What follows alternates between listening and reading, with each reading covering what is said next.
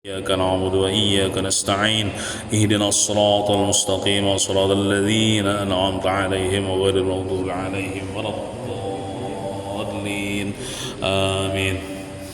السلام عليكم ورحمة الله وبركاته.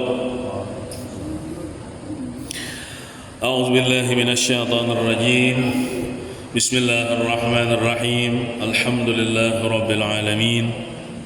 اللهم صل وسلم على سيدنا ومولانا محمد الدر الأزهر والياقوت الأحمر والنور الأظهر وسر الله الأكبر وعلى آله وصحبه أجمعين. أما بعد، سبحانك لا علم لنا إلا ما علمتنا إنك أنت العليم الحكيم وتب علينا إنك أنت التواب الرحيم واهدنا ووفقنا إلى صراطك المستقيم وعافنا واعفنا برحمتك يا أرحم الراحمين.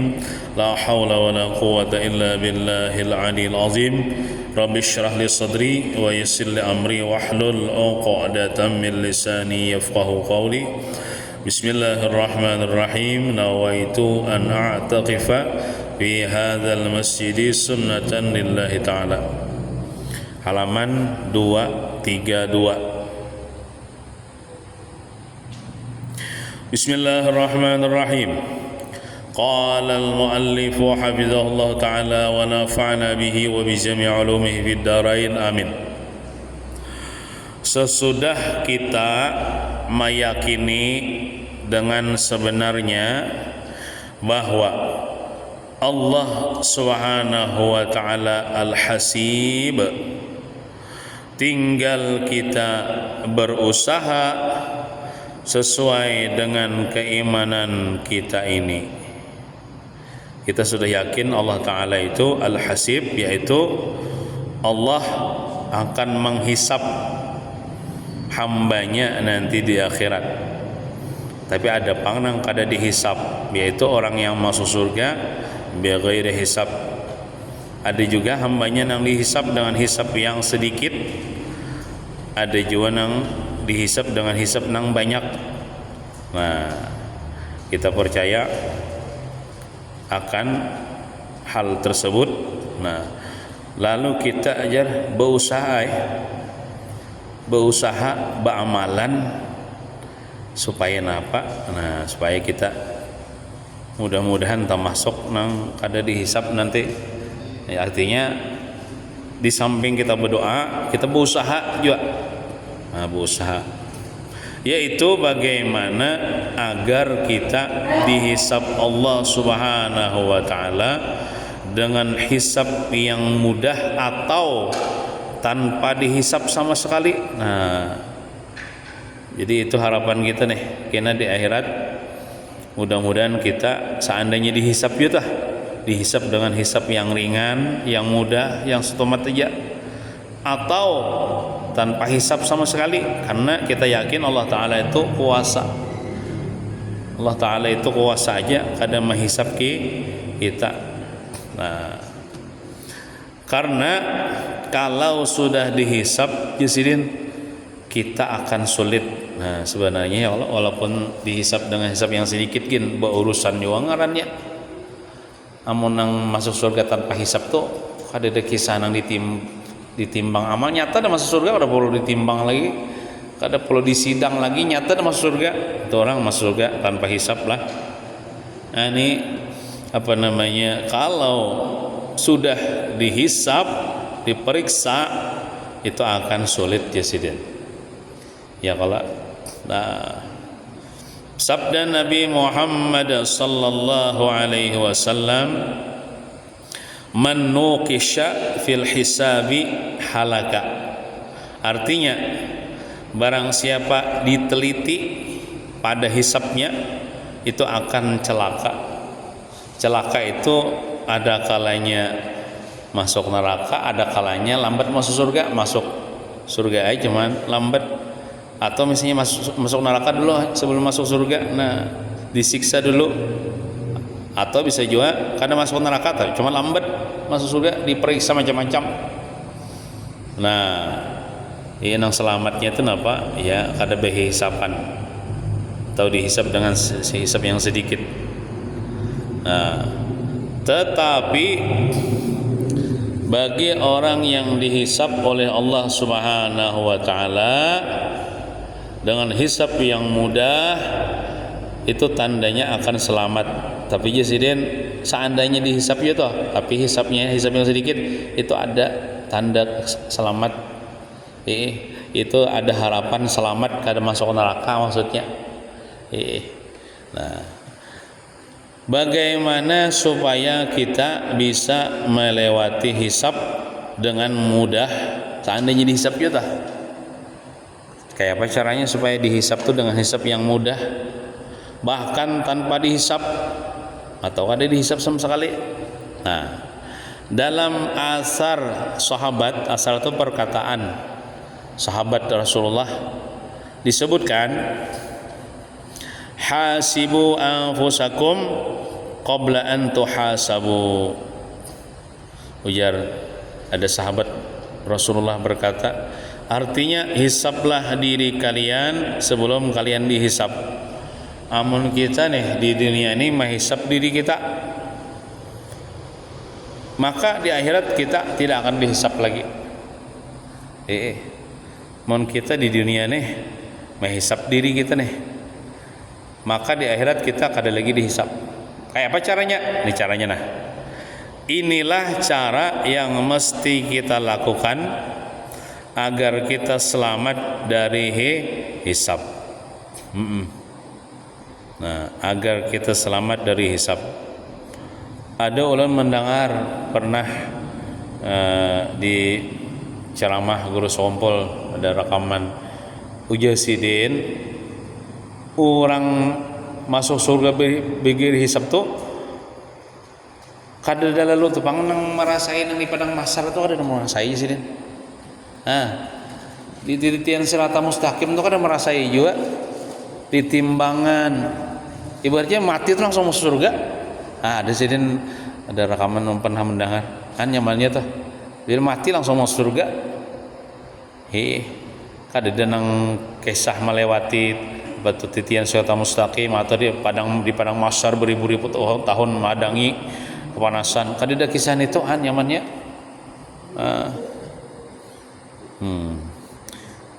Dan untuk menghisab diri itu para ulama memberikan penjelasan dengan beberapa perkara. Artinya nih, lamun kita hendak di akhirat kita kada dihisab, artinya masuk surga tanpa hisab, maka di dunia ini kita hisab dulu diri kita. Bukan hisab tuh berokok lah, berokok dulu ya. Nah kada. Nah ini ada beberapa penjelasan. Ada penjelasan ulama tentang beberapa perkara yang artinya bagaimana cara kita menghisab diri kita nih di dunia supaya di akhirat kita kada dihisab Allah Ta'ala lagi. Satu, bertaubat sebelum mati. Nah, bertaubat sebelum mati, bertaubat daripada segala bentuk dosa dan maksiat. Banyak-banyak kita beristighfar. Misalnya terjadi maksiat jangan lagi diulangi.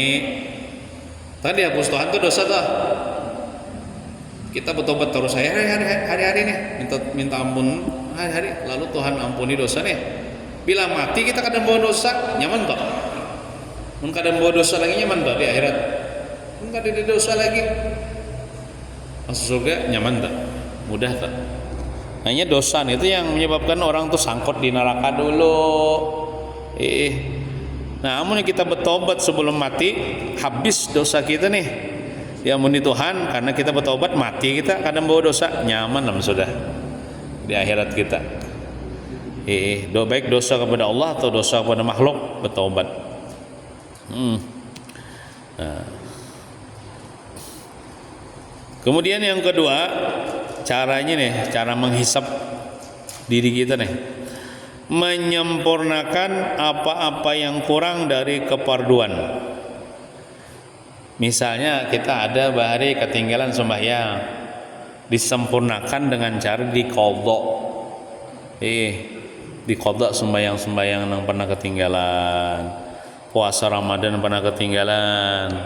diqadha nang padu lah, mun nang sunat ya kada apa-apa kada diqadha. Yang penting yang wajib menyempurnakan apa-apa yang kurang daripada keperluan. Mungkin kita ada sembahyang balang kamingan, berarti ada yang kurang tuh ya lah. Saya sembahyang 4 waktu aja. Nah, sewaktunya misalnya, nah itu diqadha dibayari tanpa perlu hidup. Nah, supaya selesai urusan kita lawan Tuhan. Jadi kita di akhirat kada lagi dipermasalahkan oleh Tuhan gitu. Nah, ini bila bertobat lah kada bukan cuma sekedar menyesal, misalnya orang nih bertobat misalnya bukan cuma sekedar menyesal, tapi apa tuh? Ya membayari hutang-hutang, misalnya hutang Allah Ta'ala kayak sembahyang kan dibayari itu. Nah, nya orang bertobat tuh tanda-tandanya misalnya bahari bina maksiat, tandanya apa bertobat tuh rajin, wah ini rajin nuntut ilmu. Nah, amun bertobat aja tapi kadang mengaji tuh ada bertobat ngarannya bang menuntut ilmu seminggu sekali, tandanya sembahyang ada lagi balang kamingan. Nah itu tandanya bertobat. Soal menyesal aja, menyesal bahari kada sembahyang ya, tapi tetap aja kalau ada sembahyang untuk ada bertobat. Nah ada perubahan akhlak, misalnya aslinya penyarikan, wah ini kada tapi penyarikan lagi. Nah, menyempurnakan apa-apa yang kurang dari keparduan. Nah, 3 cara kita menghisap diri kita nih, mengembalikan kezaliman kepada pemiliknya. Kalau kita pernah ambil hak orang, mengambil hak orang, berikan gitu, atau minta maaf. Nah, itu cara kita menghisap diri kita di dunia. Amun kita mengambil hak orang, mati kita, nah di akhirat berurusan nam. Maka urusan makhluk ini tangali sedikit daripada urusan Allah Ta'ala. Allah Ta'ala kan bisa juga Allah berkehendak Allah ampuni, tapi makhluk ini ngali urusannya. Apalagi banyak nang dijoliminya, contoh misalnya pejabat nah mengorupsi duit rakyat misalnya, rakyat Indonesia misalnya, nah seberataan, nah itu menjolimi seekong orang aja kan ngalih urusannya gina di akhirat. Maksud ngalih itu kita membayar itu dengan pahala kita. Ya amun ada pahala juga kita. Amun kita kada dibisi pahala apa nang dijolong? Dosa orang dijolong ke kita. Kita sudah ada dosa nih. Sudah banyak dosa nih. Dosa orang pulang dijolong ke kita. Nah, itu celakanya. Nah, di dunia menjolimi orang. Menjolimi orang itu kan mesti orang bini misalnya dijolimi atau anak dijolimi. Nah, itu siapapun, nah, itu harus minta maaf, minta halal, ambil hak orang, berelaan, minta belikan. Nah, amunnya orangnya mati bang ya sudah, amunnya orang mati sudah, ya anu aja sudah, cari ahli warisnya. Nah, misalnya kita hendak mengembalikan uang yang pernah kita ambil, nah misalnya orangnya mati sudah, datang ya anak bininya, nah kembalikan anak bini ahli warisnya. Amun anak bininya kada dijawab bang, cari keluarganya, siapa keluarganya. Amun kada dijawab bang keluarganya, nah matian seberataan misalnya, nah kirimi ya Fatihah kah untuk arwahnya itu. Setiap malam kirimi Fatihah untuk arwahnya dengan harapan Allah Ta'ala menjadikan inya memaafkan kesalahan kita atau kezaliman kita kepada dirinya. Nah, hendak bertobat pengisahnya. Nah, itu cara jar menghisap diri kita supaya kita di akhirat lagi berurusan. Nah, inilah cara menghisap diri supaya apabila mati tidak ada lagi membawa dosa dan kezaliman, lebih-lebih yang bersangkutan dengan makhluk atau dengan manusia. Berilaan ya Allah, walaupun sebiji beras ya Allah itu berilaan juga. Misalnya makanya ya Allah bila orang bohoma eta imbah tunto mengatam ya Allah barilaan lawan nang bohomaan ampun bohomaan nang dihiga kalau pinata tepetik setangkai ka atau bani orang nih ya Allah barilaan ya Allah gitu. Janganlah menunda-nunda untuk menghisap diri. Jangan kena aja madang tuha hanya bertobat. Kena aja madang tuha hanya sembahyang aktif. Wah ini misalnya balang kamingan. Jangan madang kena aja berilaan. Sudah tuha. Nah, jangan menunda-nunda. Kena mati, nggak ada sempat. Nah, mulailah bergerak sedikit demi sedikit. Wah ini juga kita beramal gitu nah. Wah ini juga kita meninggalkan maksiat. Jangan mahadang kaina. Nah, lihatlah pekerjaan kita. Lihat gawian kita nih kayak apa ini. Apabila ada yang salah, kita perbaiki dengan taubat dan mengembalikan kezaliman. Kita introspeksi diri nih, periksa gawean kita nih, adakah yang menyalahi syariat? Amun menyalahi syariat, betul. Nah, orang tahu gawean tuh menyalahi syariat kadakah? Mestinya dengan ilmu ya Allah.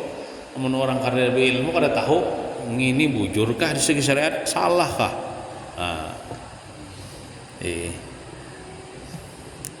apabila kita terbiasa memperbaiki kesalahan, maksudnya itu setelah berbuat kesalahan lalu menjadi berusaha untuk memperbaiki diri dengan meninggalkan kesalahan, akhirnya kita bisa menghisap diri sebelum memperbuat sesuatu pekerjaan sehingga tidak mudah terjerumus pada kesalahan.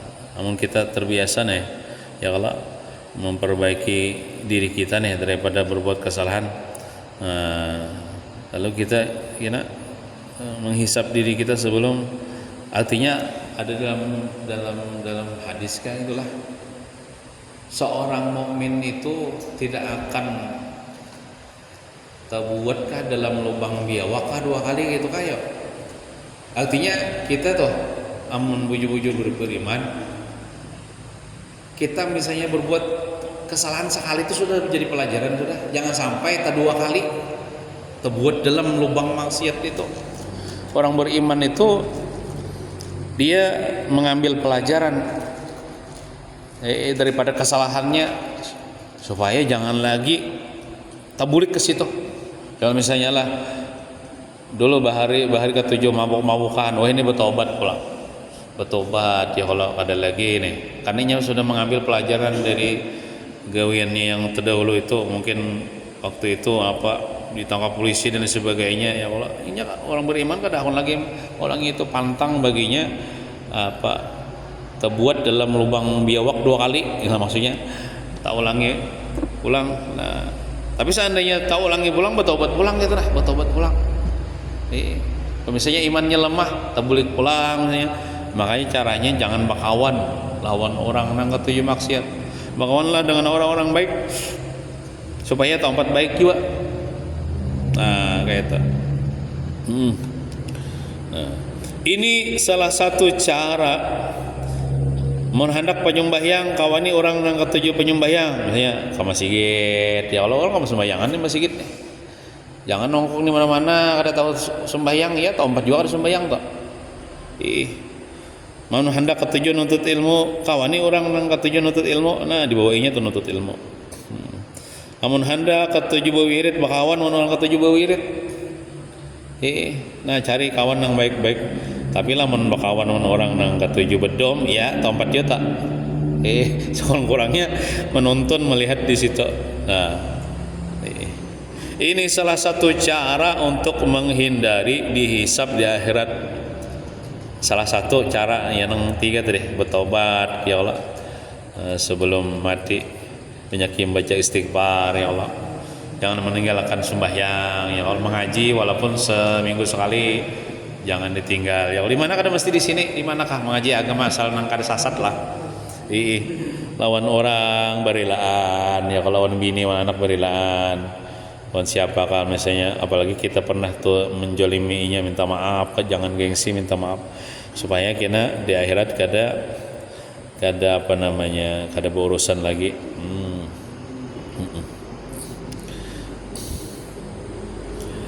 Jika kita menghisap di dunia tidak sulit, kadang-kadang ngalih kita nih menghisap diri kita di dunia supaya kada dihisap di akhirat, kita menjalankan amalan supaya kada dihisap di itu kadang ngalih.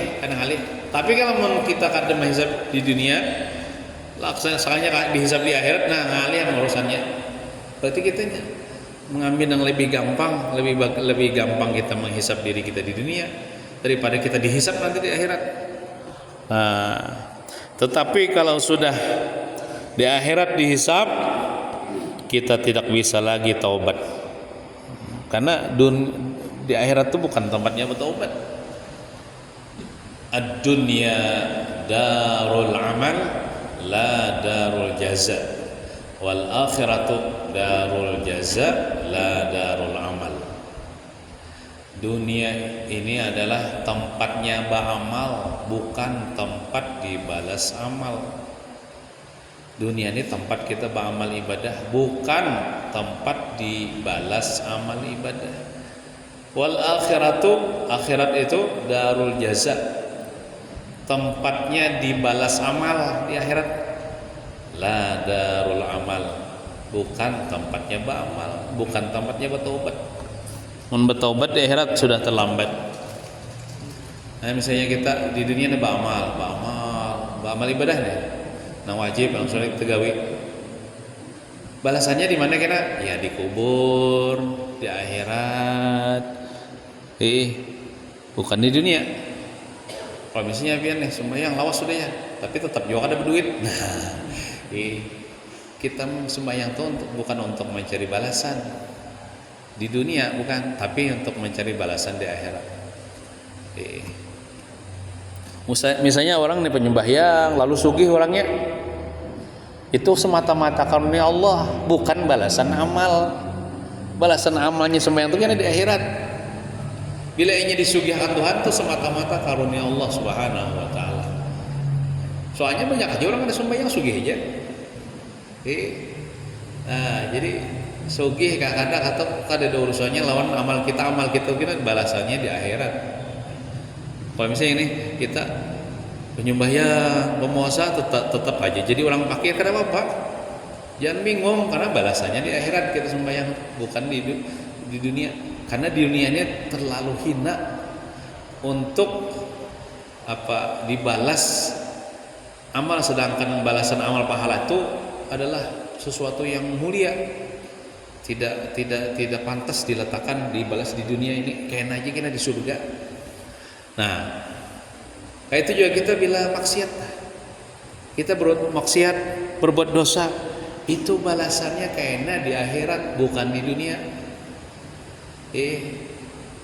Makanya misalnya kita ada melihat orang kafir, maksiat, sehat dia orangnya, jangan bingung. Apa jar inya tuh jar? Apa jauh, semakin jauh lalu Allah Ta'ala, tapi semakin sugih orangnya jar. Seharusnya semakin maksiat tuh semakin penyakitan jar. Inya dibalas kena di akhirat. Inya maksiat tuh dosanya dibalas di akhirat, bukan di dunia.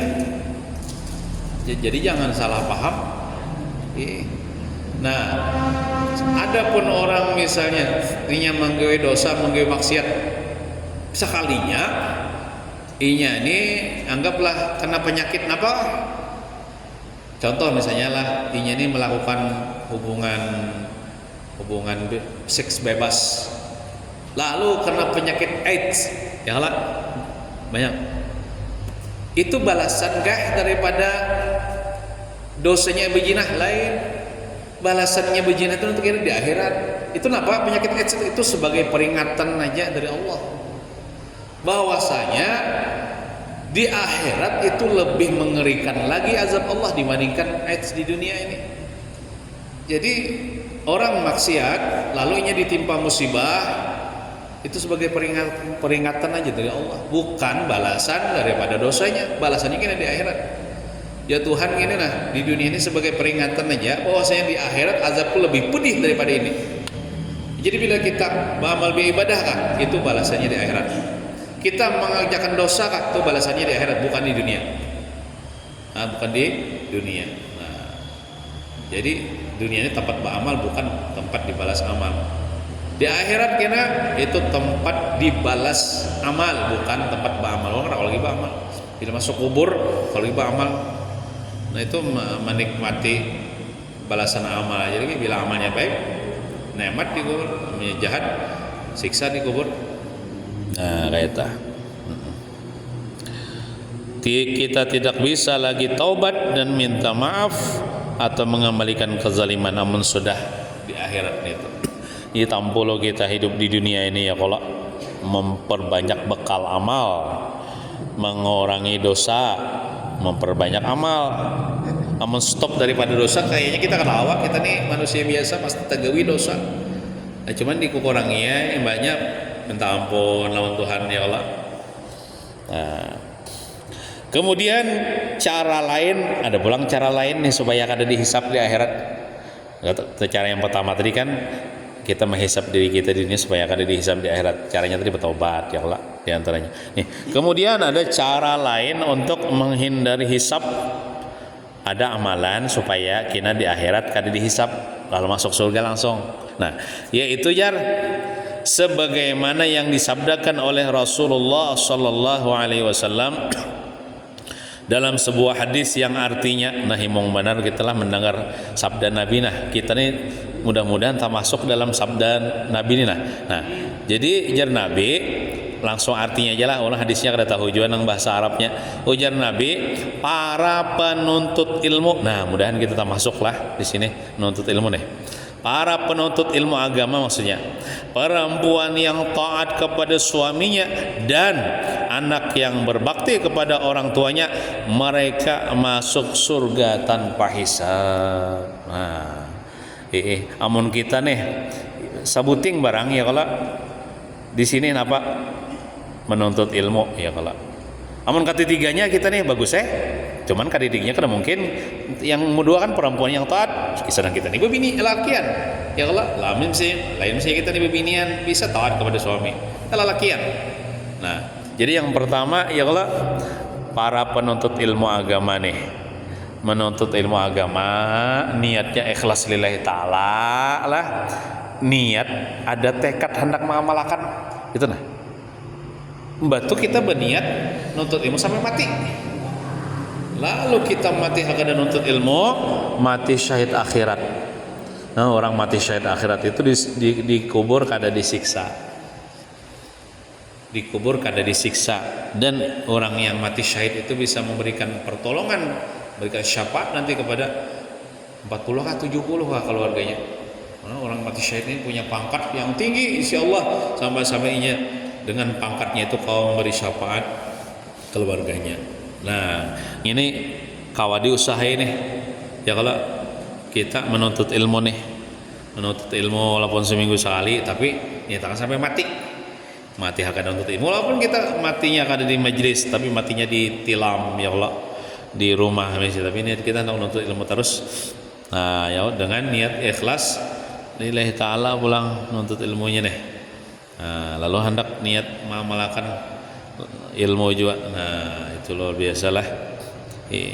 Kemudian perempuan yang taat kepada suaminya, nah itu masuk surga bighairi hisab juga.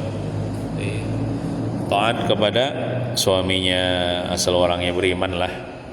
Dan anak yang berbakti kepada orang tuanya. Nah, anak yang taat dan berbakti kepada orang tua itu kan menurut hadis Nabi, betul, ridallah fi ridal walidain ya. Ridha Allah tergantung ridha kedua orang tua. Bila kedua orang tuanya ridha kepada anaknya, Allah Ta'ala ridha. Mun Allah Ta'ala ridha, Tuhan akan menghisap di akhirat. Nah, mun mama abah kita ridha lawan kita nih, itu tandanya Allah ridha lawan kita. Mun Allah Ta'ala ridha, Allah Ta'ala akan masukkan kita ke dalam neraka. Allah Ta'ala akan menghisap kita dengan hisap yang sulit.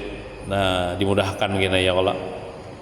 Nah, baik orang tua kita masih hidup atau orang tua kita yang sudah meninggal dunia, wajib berbuat baik kepada sidin dengan mendoakan sidin. Kalau ujar Imam Ghazali banglah adab anak kepada orang tua itu ada 12 ya macamnya. Ini terutama orang tua yang masih hidup. Adab anak kepada orang tua itu ada 12. Yang pertama apa? Yang pertama, si anak itu harus mendengari pandiran atau ucapan kedua orang tuanya. Jadi adabnya gini, bila mama kita ke abah kita ke abah pandir nih, dengari pandiran sidin tuh, dengari yang dipaget pandiran sidin tuh, walaupun sidin bamamai. Nah, jadi mendengar itu pahala biar mendengari kuitan bamamai itu pahala. Nah, menjawabnya maka berdosa. Kuitan bapandi sebetiknya tiga batik misalnya. Nah, jadi jar Imam Ghazali adabnya kuitan bila sidin bapandi dengari walaupun sidin bamamai lawan kita. Mendengari sidin bamamai itu jadi pahala. Jangan dijawabi kecuali sidin nyuruh jawabi hanya jawabi. Nah itu. Kemudian yang kedua ajar Imam Ghazali lah adabnya nih, bila mama kita nih datang, sunat kita berdiri menyambut. Biasanya kan kalau tuan guru, ulama, penceramah datang berdiri kita menyambut, bilang selamat bolak-balik. Tolal badru alaina ya Allah. Ini orang tua kayak itu lebih lagi. Nah, mama kita atau abah kita datang, asalnya kita berapa nih? Melihat kuitan, berdiri menyambut kuitan. Itu adabnya kita. Ada wajib Pak, nih sunat adab. Nah, lawan ulama misalnya bolak-balik tangan jawab, mohon kuitan bolak-balik ya misalnya.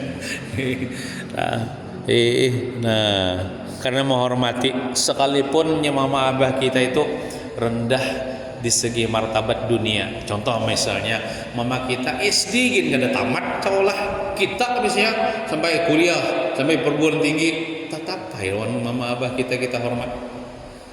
Jangan mantang-mantang tinggi tetal lalu misalnya kada hormat orang kuitan. Nah, alah itu. Kemudian yang ketiga ujar Imam Ghazali, napa kita sebagai anak wajib menjunjung perintah keduanya. Sekalipun jar perintahnya itu memudaratkan kita. Contoh apa ya contohnya ya? Jar kuitan ya. Nak ya tukarakan bang ya malam-malam misalnya Allah tukarakan bang gula ke warung misalnya. Wajib kita tuh menukarakan. Sekalipun misalnya di situ ada begal, misalnya atau ada orang jahat, walaupun memudaratkan kepada diri kita, misalnya kita mati syahid itu. Tapi lamun kuitan apa paham kada mungkin kuitan nyuruhakan di situ ada bahaya. Nah, asalkan ada maksiat lah. Menkuitan menyuruh berjualan sabu jenakon itu maksiatnya tuh. Atau nyontan ayam orang misalnya, kita kada berduit kada baiwak nakai makan ya contan ayam orang atau pisang orang nah kada boleh. Kalau maksiat kada boleh, nang boleh aja. Kemudian yang keempat jar itu adabnya ujar Imam Ghazali, kita itu jangan berjalan di hadapan sidin. Maksudnya tuh kita misalnya berjalan kuitan nih, jangan berdahulu pada kuitan. Kita di belakang aja. Atau misalnya di samping sidin. Berjalan di samping berdua. Jangan nih kita di belakang jangan. Kecuali di tempat yang berbahaya. Contoh misalnya kayak seperti di hutan atau di bawah pohon gatah. Situ misalnya banyak harimau, tapi kita di dalam harimau lah. Saya anggap singa apa ular lah. Kita berdahulu. Kalau di tempat yang bahaya kita berdua, kalau di tempat yang aman aja kita di belakang aja atau di samping sidin. Nah gitu adabnya itulah. Nah, kemudian lagi napa? Yang kelima adabnya napa? Bila bapandir itu jangan tanyaring pada kuitan. Nak, napa mak? Jangan tak kajet kuitan. Kecuali kuitannya tutulian lah, ya nyaring-nyaring. Amun kuitan kita mendengar aja, jangan nyaring pada kuitan bapandir. Nah, bila kuitan, kemudian yang keenam, bila kuitan bakiau wajib dijawabi dengan jawaban yang lemah lembut. Wajib dijawabi. Seandainya kita haratan sembahyang sunat, kita harus sembahyang duha. Nah, kayak apa tuh? Kuitan kita mengiau, maka kuitan mengiau itu wajib dijawabi. Sembahyang duha sunat, bolehlah membatalkan sembahyang ya kira-kira ya. Nah, orang tahu jawabannya lah. Ini sembahyang sunat lah, sembahyang wajib nyata kan boleh. Sama-sama wajib kan panggilan kuitan. Ya ada kisah bahari namanya si Juraij lah, Juraij di zaman Bani Israel. Ya ratan sholat kayak itu lah, sholat sunat kira-kira lah. Lalu kuitannya begiau, ya Juraij ya. Juraij ini ahli ibadahnya aja, tapi ilmu. Bingungnya waktu sembahyang tuh. Ya Allah aja mati. Ulun jawab kah mau ulun begiau atau ulun terusakan ke sembahyang? Sekalinya ya meneruskan sembahyang aja. Kuitannya begiau kada dihiraninya. Lalu kuitannya ini menyumpah, maka kuitannya bila berdoa kabul. Ya Allah aja sangkal kuitannya nih dikiau-kiau ada mana naho. Ya Allah aja jangan matiakan Juraij kecuali kena fitnah. Nah, lalu kabul tapi emang kita sebagai kuitan lah jangan doakan celaka lah kepada anak lah, bahaya. Lalu si Juraij ini sebelum meninggal dunia lah itu aja. Nah, dipitnah menghamili seorang perempuan. Lalu dipukuli orang si Juraij ini. Padahal kada pernah menghamili beginian. Dipitnah orang menghamili perempuan. Lalu dihancurkan tempat ibadahnya, ibaratnya langgarnya. Nah, cuman si Juraij ini walaupun ahli ibadah aja tapi ilmu ada juga bisi karamat sedikit. Jadi nang kisahnya kan si Juraij ini sebelum kena fitnah tuh wah dipuji-puji orang lah Juraij ahli ibadah, orang kada tahu di dunia bah jadi ada bebinian pelacur. Wah yang itu jar. Itu nyaman merayu Juraij itu jar. Jadi ya ada nang saya kong kamu kau merayu Juraij itu supaya inya bejinah wanikam, nah dapat duit ikam diberiin apakah misalnya apartemen kah apakah aku naik biniannya jadi ditantang kayak itu, lalu masuk inya ke tempat yang peribadatan Juraij merayu-rayu. Juraij kada bergeming sedikit pun. Berkuling-kuling di sekitar Juraij beribadah aja, si Juraij ini beribadah aja. Sampai putus asanya, sampai bertelanjang di muka Juraij, kada tahu Juraij nih. Lalu putus asa dari binian nih. Maka sudah diupah nih. Nah, lalu daripada inya sopan, lalu inya pergi ke atas bukit. Situ kan tetamu pengembala kambing. Bajinah inya on pengembala kambing situ. Pengembala kambingnya apa? Jadi bawain itu. Lalu betianan bebinian itu Abu Tahir di kampung betianan siapa menghamili? Juraij menghamili ulun jar. Nah, padahal lain Juraij tah. Lalu kena fitnah. Gara-gara kuitannya tadi bepandir berdoa gitu. Ya Allah, ulun sangka lawan Juraij jangan matiakan kecuali kena fitnah. Ya dipukuli Juraij nih. Padahal Juraijnya kada ada bersalah, lalu dihancurkan tempat ibadahnya. Ya walaupun tadi ahli ibadah ada bisi karamat sedikit. Kena Juraij imba melahirkan kena bawa anaknya ke sini aku nang buktiakan. Nah, pas sudah melahirkan dia kisahnya tuh yang perempuan itu, lalu bayinya tuh dibawa ke Juraij atau Juraij kami mendatangi itu, lalu ditekan nang Juraij parut kanakan tuh. Iya. Bahasa Arab apa bahasanya telah di kitab telah, wahai anak jar, siapa ayahmu jar? Sekalinya dengan karamat Juraij bepandir kanakan masih itu anak siapa ayahmu jar? Ayah ulun adalah pengembala kambing itu jar. Nah, jadi orang kampung takjub lain Juraid si Abu Ulun ibu pandir karena kan masih langsung pandir dengan pasihnya. Lalu di kampung tolong minta maaf ya Juraid nih, minta maaf. Katanya tapukuli orang kada bersalah. Kada apa-apa ya Juraid, ulun maafakan anu nang tempat ibadah pian kami bangunkan daripada emas lah ya sebagai gantinya ya. Kada usah gini Juraid nang daripada nang tanah aja kayak biasa ya. Nah, itu kisahnya. Apa namanya? Gara-gara kada menyahuti panggilan kuitan sangkal, kalau mendoakan celaka kabul. Nah, ya kalau jadi kita bila kuitan bekiau datangi pun misalnya kayak itu ya. Lebaik bahasa Arabnya pun. Napa ma napa bah. Nah, jangan kada tahu gitu nah. Seandainya kita bisi anak, kita bekiau, inya kada menyahuti, jangan kita mendoakan celaka. Jangan kita mendoakan celaka. Nah, tapi dan kita apa misalnya kita dalam hati kita, ya Allah ampuni dosa anak ulun. Karena inya kada menyahuti ulun, ampuni dosa anak ulun ya Allah. Nah, kayak itu. Nah, adab yang ke-12 banyak leh. Nah, kita singkat-singkat aja nah. Adab yang ke-7 itu kita hendaklah berusaha mencari keridhaan orang tua. Berusaha kita mencari supaya sidin itu senang hati, ridha hati sidin lawan kita. Nah, baik yang masih hidup atau yang sudah wafat kan, supaya sidin ridha ya kirimi Fatihah, surah Yasin sebagai hadiah setiap malam gasan arwah kuitan, sidin akan ridha kepada kita. Allah ridha juga kepada kita. Kemudian lagi apa? Yang ke-8, hendaklah kita bersifat tawadhu, merendah di hadapan kedua orang tua kita.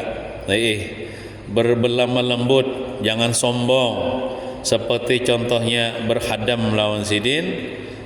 Atau misalnya kuitan sudah tuha, nah misalnya menyuapi sidin ya kalau, dan mau utamakan kepentingan sidin daripada kepentingan diri sendiri, termasuk masalah jodoh lah. Misalnya kalau ulun pribadi kuita ulun kadang cariakan ulun cari seorang bang. Disuruh kuita cari seorangnya adalah sebagian orang-orang nang itu dicariakan kuitan. Ikam harus kawan yang ini aja. Kuitan tuh pasti mencariakan yang bagus.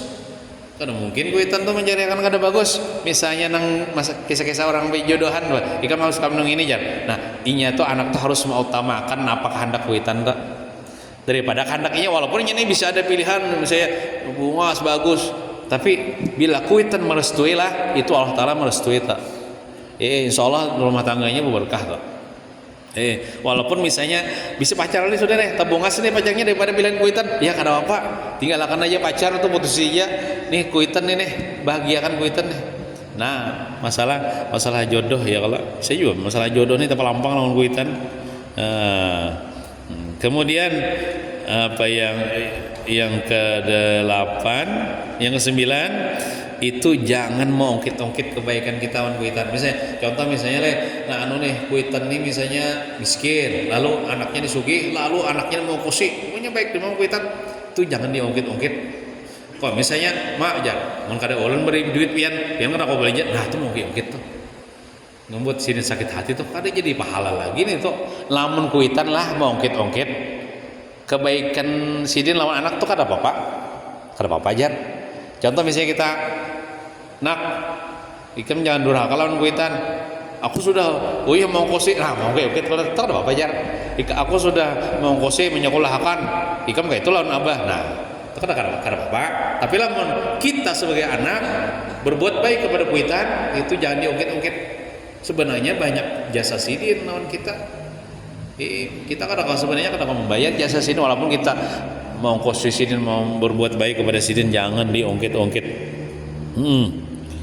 Kemudian yang ke-10, bila kita memandang sidin, melihat sidin, pandanglah dengan pandangan kasih sayang, jangan menceleng, jangan merangut. Bila merangut itu di kamar mandi aja, jangan di hadapan sidin. Ini bisa juga anak nih misalnya apakah pina sangkal gara-gara kuitan contoh misalnya milih jodoh tadi, aku naik nang jar kuitan, aku naik motor si pacar, cuman bisa juga ada sangkal di hati lalu merangut. Nah, kau jangan merangut di kamar mandi aja, jangan di depan sidin ya Allah. Kemudian yang ke-11 napa? Iya, jangan merangut sekarang sebenarnya. Yang ke-11 inilah yang 10 tadi, jangan memandang dengan pandangan tajam, jangan menceleng. Yang ke-11 jangan merangut muha, jangan masam muha di hadapan mama abah. Kemudian yang ke-12 yang terakhir, jangan musafir kecuali dengan izin kuitan bila kuitan masih hidup nih. Jangan berjalanan jauh-jauh kecuali berizin dengan kuitan. Makanya kan kita bahari ya kalau bila hendak sekolah tuh pamit dengan kuitan salaman. Kita ajarkan juga anak kita ya kalau bila hendak tulak sekolah biasanya apa pamit on kuitan ya kalau izin on kuitan salaman on kuitan. Nah, kuitan mendoakan kita. Nah itu. Nah jadi apa namanya bila kita melakukan adab dan itu insyaallah kita termasuk orang yang taat lawan kuitan kita. Lalu kuitan kita ridha, maka insyaallah kita di akhirat kada dihisab oleh Allah Subhanahu wa taala. Allah taala ridha dah. Nah, kita kembali ke kitab tadi lah. Kembali ke kitab tadi.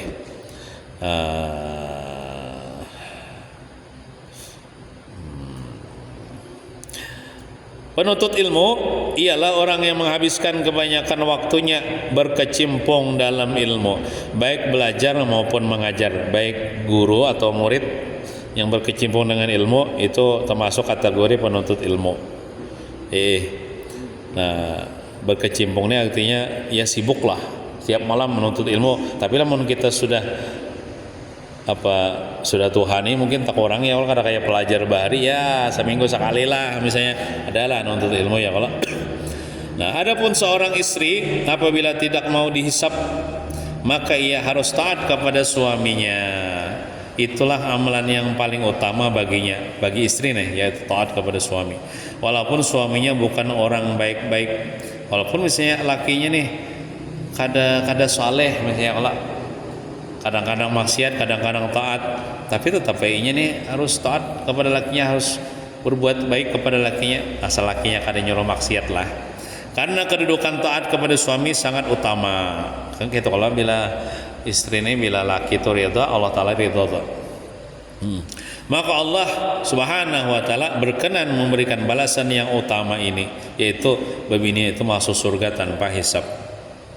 Masuk surga tanpa hisab. Kita nih sebagai seorang suami nih, lamun hendak bini kita masuk surga bigir hisab, kita relakan aja kesalahan kita maafkan. Hendaklah jadi suami pemaaf.